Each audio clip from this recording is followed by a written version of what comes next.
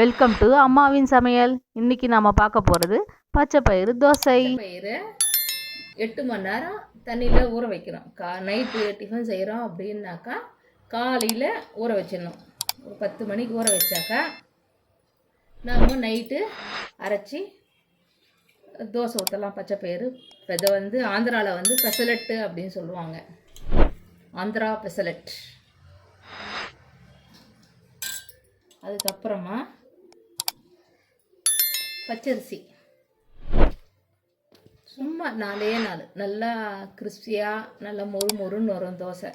அதுக்கு கொஞ்சமாக பச்சரிசி ஊற வச்சு அதில் போட்டு தேவையான அளவு உப்பு போட்டு மிக்சியில் அரைச்சிக்கணும்.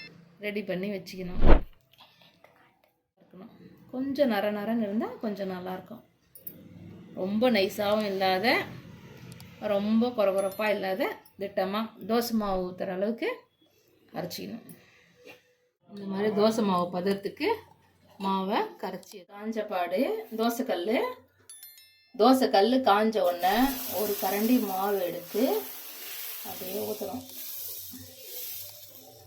நல்லா ரவுண்டாக அழகாக மிக்சியில் அரைச்சி இது மேலே அப்படியே ஸ்ப்ரெட் பண்ணி விடணும். ஒரு தோசை போதும்ல.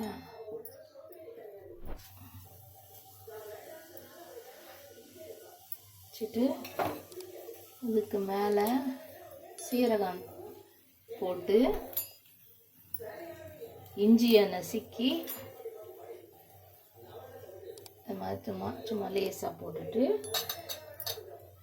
வெங்காயம் பொடியாக அரிஞ்சு அது மேலே மழை சாரல் மாதிரி தூவி அதுக்கப்புறமா நெய்